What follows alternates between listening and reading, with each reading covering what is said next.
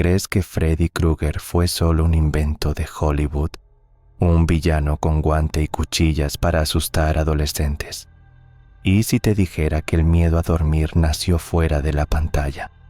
En 1978, en California, varios jóvenes saludables gritaron que algo los perseguía en sueños, y a la mañana siguiente estaban muertos. Los informes oficiales lo llamaron paro. Los archivos reales dicen otra cosa. En 1981, en Los Ángeles, un forense firmó un certificado de defunción y se quedó mirando la casilla de causa.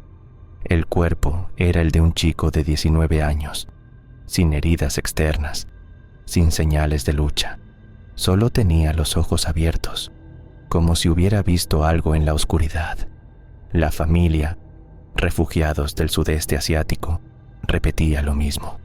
No fue una enfermedad, fue el sueño. En cuestión de meses, empezaron a aparecer historias parecidas en periódicos locales. Jóvenes aparentemente sanos que se iban a la cama y no despertaban. Algunos contaban que algo los perseguía cada noche, que al cerrar los ojos escuchaban pasos en el techo, que sentían un peso en el pecho, unas manos que no veían. Unos gritaban para que los despertaran, otros suplicaban quedarse despiertos, como si dormir fuera firmar su sentencia. Los médicos lo llamaron muerte súbita nocturna. Los investigadores hablaron de estrés postraumático, de pesadillas por la guerra, de un corazón que se detiene sin aviso. Pero había detalles que no encajaban. Varios de esos chicos habían estado despiertos durante días, bebiendo café como si fuera medicina. Dormían con luces encendidas, radios sonando, familiares vigilando. Aún así, cuando el cansancio los vencía, ocurría lo mismo. Un grito ahogado y silencio. A esa misma ciudad llegó un guionista llamado Wes Craven, obsesionado con una pregunta. ¿Y si una pesadilla pudiera matarte? No era una metáfora, era una idea nacida de titulares reales, recortados y guardados como pruebas. Craven leyó sobre aquellos jóvenes que temían dormir y sintió que había algo antiguo en ese miedo. El instinto de que, cuando cierras los ojos, no solo descansas, también te rindes. Y entonces apareció el nombre, Elm Street, una calle tranquila, casas iguales, niños que creen que el peligro vive lejos. Exactamente el tipo de lugar donde nadie te cree cuando dices que algo te está esperando en la noche. Si quieres que continúe y te muestre cómo ese miedo real se transformó en Freddy Krueger, deja un me gusta, suscríbete y cuéntame en comentarios si alguna vez has tenido una pesadilla que se sintió demasiado real. La primera carpeta que encontré no tenía fotos, solo recortes doblados y un informe mecanografiado con una frase repetida a mano, como si alguien quisiera convencerse. No hubo señales de violencia. Los casos se concentraban en familias que habían llegado huyendo de una guerra que nadie en el vecindario quería escuchar. Padres que dormían con un ojo abierto, madres que se levantaban con cualquier crujido del piso.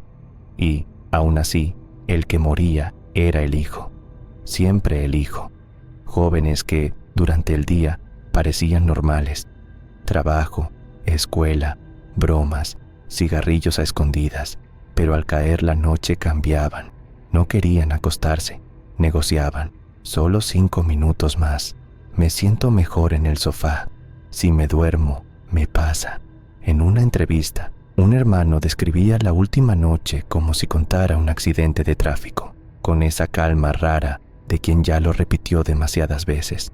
Dijo que el chico empezó a temblar antes de dormirse. Luego vino el grito. No un grito largo, sino uno cortado, como si alguien le hubiera tapado la boca desde adentro. Corrieron a su habitación, lo sacudieron, lo llamaron por su nombre. Estaba caliente, sudado, y tenía los ojos abiertos sin mirar a nadie. Cuando llegó la ambulancia, ya no había pulso. Lo que vuelve insoportables esos expedientes no es la muerte, es lo que hay antes. Las notas de los médicos mencionan terror nocturno, parálisis del sueño, ansiedad severa. En los márgenes, alguien escribió sueños repetidos. y debajo, misma figura. No describen un monstruo con precisión, pero sí el efecto, una presencia que se acerca, que no se puede evitar, que aparece justo cuando tu cuerpo decide apagarse. Un investigador sugirió que el corazón cedía por el estrés, otro habló de un síndrome raro, pero entonces aparece el detalle que empieza a sonar a película, y por eso mismo inquieta más. Algunos chicos morían después de jurar que, si se dormían, algo los iba a matar, como si el miedo no fuera una reacción, sino un aviso. Esa noche entendí la base de Freddy Krueger. No era un guante, ni una máscara, ni una calle. Era una idea simple y cruel. El único lugar donde deberías estar a salvo, tu cama, podía convertirse en una trampa. En otra carpeta, entre recortes y notas de hospital, había una entrevista vieja, transcrita como si fuera evidencia. No hablaba de monstruos, hablaba de un hombre que escribía historias y que por alguna razón no podía quitarse de la cabeza a unos chicos que morían en silencio. Wes Craven no llegó a esos casos por morbo. Llegó por una pregunta incómoda. ¿Por qué alguien le tendría más miedo a dormirse que a una navaja en un callejón? Los titulares eran fríos, casi clínicos, pero debajo había un patrón humano. Jóvenes que peleaban contra el sueño como si pelearan contra un enemigo real. La imaginación no les daba consuelo. Les daba un lugar donde el peligro podía entrar sin permiso. Craven contaba que le impresionó un detalle. Algunos de esos chicos se negaban a acostarse, aunque sus cuerpos ya no podían más. Y cuando por fin caían rendidos, no era un descanso, era una caída. El sueño llegaba como un apagón, y el pánico llegaba justo antes, como un reflejo. Pero la semilla de Freddy no salió solo de un recorte. Salió de algo más cercano, más vergonzoso, más íntimo. Años antes, un niño miró por la ventana y vio a un hombre que no debía estar ahí. Un hombre con una mirada que no parecía de paso. El niño se escondió, el corazón golpeándole la garganta, y el hombre, en lugar de irse, se quedó como si supiera que lo estaban mirando. Esa sensación, la de ser elegido por una presencia que no puedes denunciar sin que te tomen por exagerado, se quedó pegada como una astilla. Cuando esa memoria se encontró con los expedientes de muertes nocturnas, se armó el mecanismo perfecto. Un depredador que no entra por la puerta, sino por el momento exacto en que te vuelves indefenso. No necesitas creer en fantasmas para entenderlo. Basta con recordar lo que se siente cuando intentas gritar en una pesadilla y no puedes. Cuando tu cuerpo no responde y tu mente corre sola. Ahí nació la idea que luego el cine haría famosa. No correrías por una calle oscura, correrías por tu propio sueño, sabiendo que no puedes despertar a voluntad y que, si pierdes ahí dentro, nadie podrá discutirlo afuera. Al principio, esos casos no eran una serie, eran tragedias privadas, una familia destrozada, un vecindario que murmuraba, un médico que intentaba sonar seguro. Pero el miedo no se queda en una sola casa, se filtra, pasa de boca en boca con la misma facilidad que una mala noticia y en poco tiempo se convierte en rutina. Alguien conoce a alguien que conoce a un chico que no quería dormir. Lo que más me llamó la atención fue cómo cambiaba la conducta de todos alrededor, no solo del que tenía pesadillas. Los padres empezaban a vigilar de noche como si la oscuridad tuviera intención propia. Hermanos que dejaban la puerta entreabierta para escuchar la respiración del otro. Radios encendidas para romper el silencio. Luces en el pasillo. Luces en la cocina. Luces en el baño. Como si iluminar la casa fuera una forma de negociar con algo que no tenía rostro. En los expedientes aparece un patrón repetido. Cuando el joven lograba mantenerse despierto, el miedo crecía, y cuanto más crecía, menos dormía. El cuerpo se volvía un enemigo. La falta de sueño traía irritabilidad, delirios pequeños. una paranoia suave que nadie quería llamar por su nombre. Está cansado, decían. Está nervioso. Pero luego llegaba la noche siguiente y el mismo chico insistía, con una convicción que no se aprende en la escuela. Si me duermo, me muero. Algunas familias fueron a iglesias, otras a curanderos, otras a hospitales donde les recetaban pastillas que, en teoría, debían ayudar, y en la práctica eran exactamente lo que temían, una puerta directa al sueño. Hubo quienes se sentaron junto a la cama toda la madrugada, sosteniendo la mano del muchacho, como si el contacto humano pudiera anclarlo a este lado. Y aún así, en varios casos, el momento llegó igual. Un grito corto, el cuerpo tensándose, y después esa quietud demasiado completa. Lo perturbador no era pensar en un demonio, era aceptar algo más simple, que el miedo podía volverse tan fuerte que alterara la realidad física, que una pesadilla repetida, noche tras noche, pudiera enseñarle al corazón a rendirse. Y si eso era cierto, entonces Freddy no era un hombre con cuchillas. Era la forma en que una comunidad entera empezó a mirar la cama como se mira un precipicio. El expediente cambiaba de tono cuando aparecía un detalle que no pertenecía a la medicina, sino a la memoria. No era síndrome, no era estrés, era un nombre. En una nota aparte, alguien escribió Freddy, y al lado, Krueger, no como un personaje todavía, sino como una etiqueta, un anzuelo mental. Craven contó que el nombre le vino de un acosador de su infancia, un chico mayor, insistente, cruel en lo cotidiano. No fue una paliza épica, ni un trauma cinematográfico. Fue algo peor por lo simple, el tipo de humillación que te sigue, porque nadie la considera importante.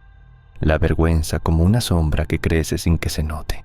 Cuando ese recuerdo se mezcló con los recortes de jóvenes muertos en la cama, el monstruo empezó a tomar forma, no como demonio, sino como depredador, no alguien que ataca en la calle, sino alguien que aparece cuando ya estás indefenso.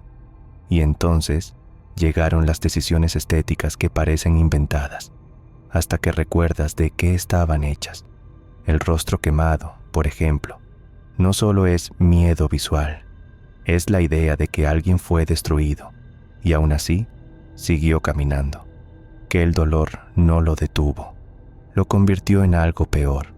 Lo mismo con el guante, no era un arma elegante, era una herramienta, como si el asesino trabajara, como si cada cuchilla fuera una extensión de algo más viejo, la sensación de ser marcado, de que el daño no es un accidente, sino un acto deliberado.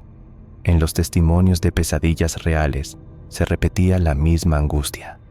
Sentí que algo me estaba agarrando. Freddy solo hizo visible esa frase.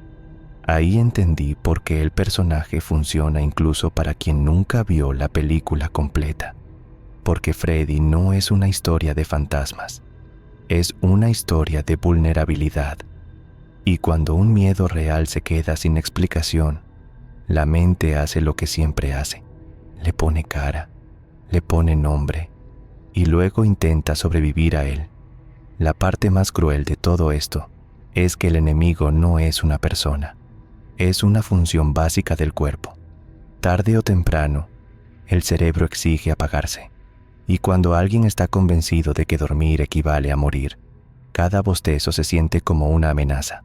En los casos reales, la espiral era casi matemática. Primera fase, pesadillas intensas, repetidas, con la misma sensación de persecución. Segunda, miedo anticipatorio.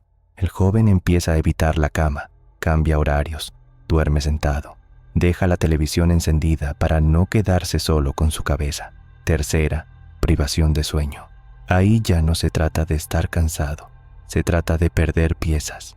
La atención se rompe. El ánimo se vuelve agresivo o vacío. Aparecen microsueños que duran segundos, pero bastan para que el terror regrese. Y lo más perverso, cuanto más intentaban mantenerse despiertos, más se debilitaban. El corazón late distinto cuando llevas 2, 3, 4 noches sin dormir de verdad.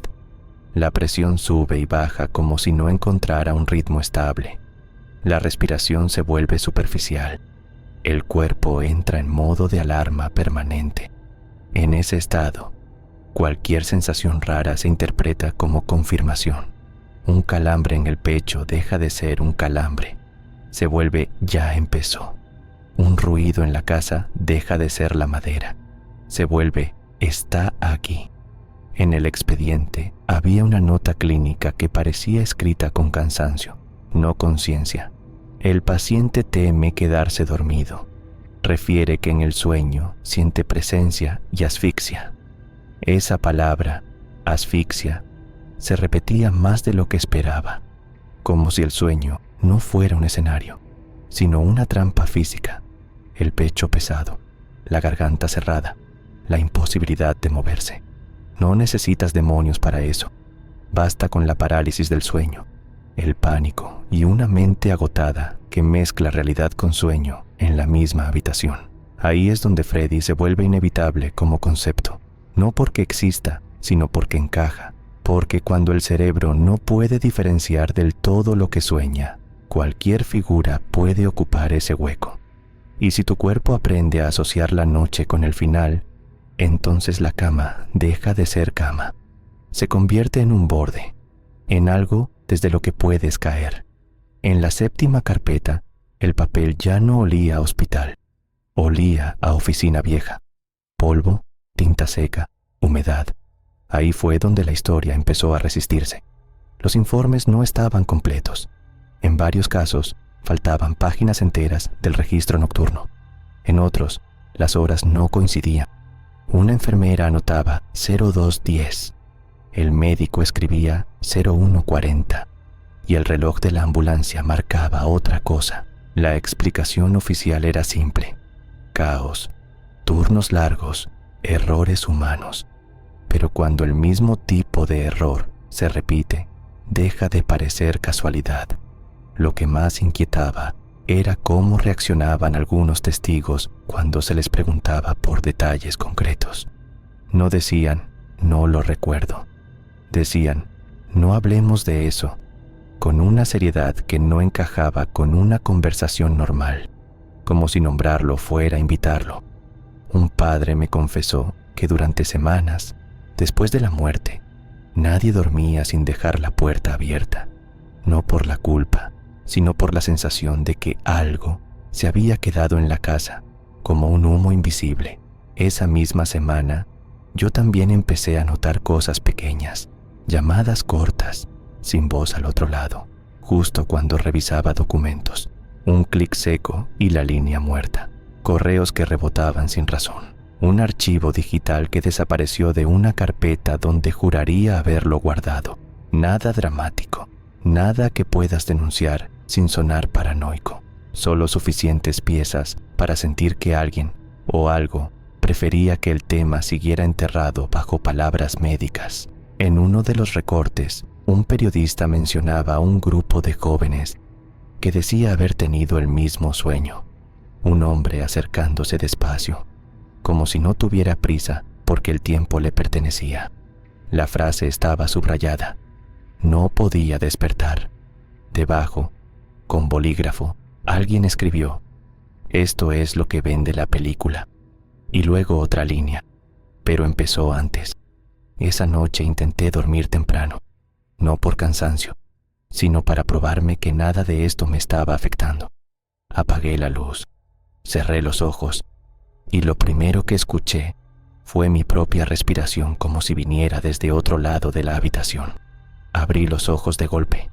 No había nadie, solo el silencio, demasiado limpio, como si la casa estuviera conteniendo el aire. A las 23:48 puse el móvil boca abajo y dejé la grabadora encendida sobre la mesita, como si el sonido pudiera protegerme. No quería demostrar nada. Quería entender qué se sentía estar en la misma posición que esos chicos, cansado, alerta, negociando con el cuerpo.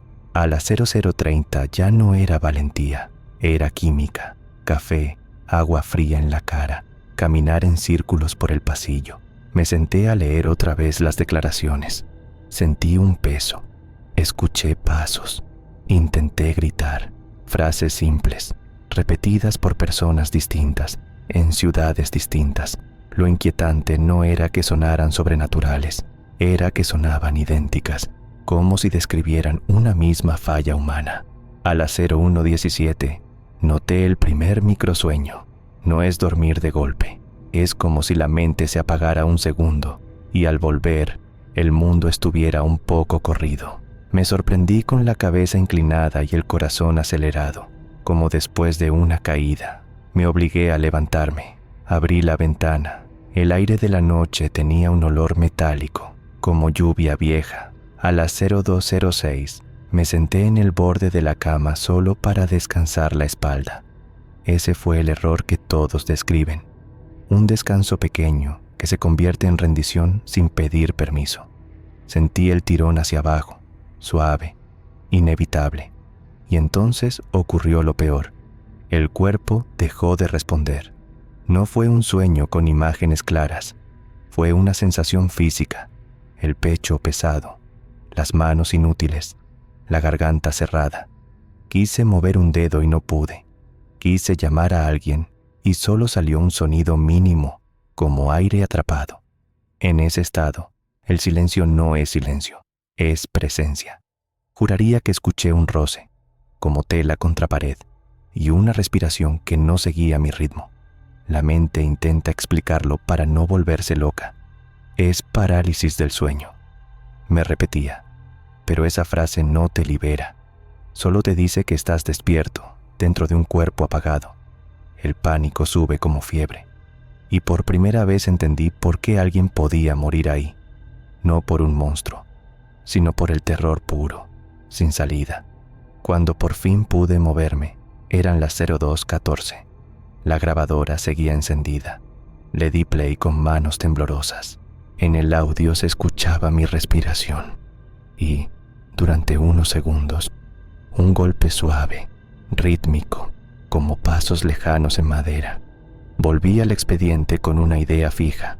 Freddy no nació de una sola cosa. Nació de una coincidencia demasiado perfecta entre miedo real y una pregunta imposible. Tienes, por un lado, las muertes nocturnas, jóvenes que gritaban en sueños, que luchaban por mantenerse despiertos, que terminaban sin pulso en una cama que parecía intacta. Tienes, por otro, el fenómeno que cualquiera puede experimentar, parálisis del sueño, pesadillas recurrentes, esa sensación de presencia cuando el cuerpo todavía no enciende. Y encima de todo, tienes la memoria humana que no guarda datos, guarda sensaciones, vergüenza, indefensión, la certeza infantil de que hay personas capaces de hacer daño sin razón. Cuando juntas esas piezas, aparece una figura que no necesita existir para ser efectiva. Un depredador que funciona con una regla universal. Nadie puede evitar dormir para siempre. Ahí está la genialidad aterradora. No es un asesino que se esconde en un bosque. Es una sentencia que llega sola, cada noche, como el hambre o el cansancio. Y si has visto a alguien entrar en pánico por quedarse dormido, sabes que ese miedo es contagioso. Los adultos empiezan a vigilar, los hermanos empiezan a escuchar, la casa entera se convierte en una sala de espera. En los márgenes del expediente, alguien escribió una frase que me quedó clavada. El sueño no mata, el miedo al sueño sí. Y de golpe, Freddy dejó de parecer un personaje. Se volvió una explicación, una máscara colocada sobre algo real. El cuerpo colapsando bajo estrés, el corazón fallando en una noche equivocada, una mente agotada que confunde el límite entre estar despierto y soñar. Lo peor es que, después de mi propia experiencia, ya no podía burlarme, porque durante esos segundos inmóvil, yo también habría jurado que había a alguien. No lo vi, no lo escuché hablar, pero lo sentí como se siente una amenaza, con el instinto, no con los ojos.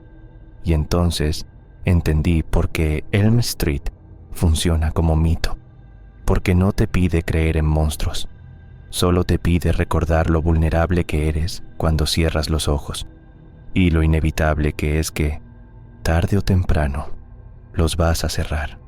A la mañana siguiente, cuando volví a escuchar el audio con auriculares, entendí por qué tantas familias preferían callarse, no porque tuvieran un secreto, porque una vez que lo nombras, ya no puedes desnombrarlo.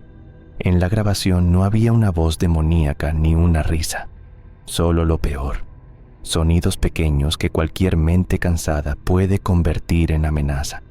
Mi respiración irregular, un roce, y ese golpeteo que no debería estar ahí cuando estás solo. Podría decirte que encontré la prueba de que Freddy Krueger existió. Sería una mentira cómoda. Lo real es más sucio y más aterrador. Freddy es una forma, un molde hecho de piezas auténticas, un puñado de muertes sin explicación clara para el público, un fenómeno del sueño que paraliza el cuerpo y deja la mente despierta, el trauma que enseña a algunos cerebros a soñar siempre con persecución. Y el detalle final, cuando el miedo se instala en el acto de dormir, tu propio organismo empieza a sabotearte. Eso fue lo que Craven capturó, aunque lo vistiera con un suéter a rayas y un guante con cuchillas. No inventó el terror, le dio un rostro para que pudiéramos mirarlo sin admitir que también vive en nosotros. Porque si el monstruo está en la calle, cierras la puerta. Si está en el sueño, no hay puerta que valga. Esa noche no volví a intentar mantenerme despierto. Hice lo contrario. Apagué la luz y acepté algo simple, que dormir es inevitable y que el verdadero miedo no es morir en una pesadilla, sino vivir al límite durante semanas, esperando el momento en que el cuerpo se rinda. Ahí nace Freddy.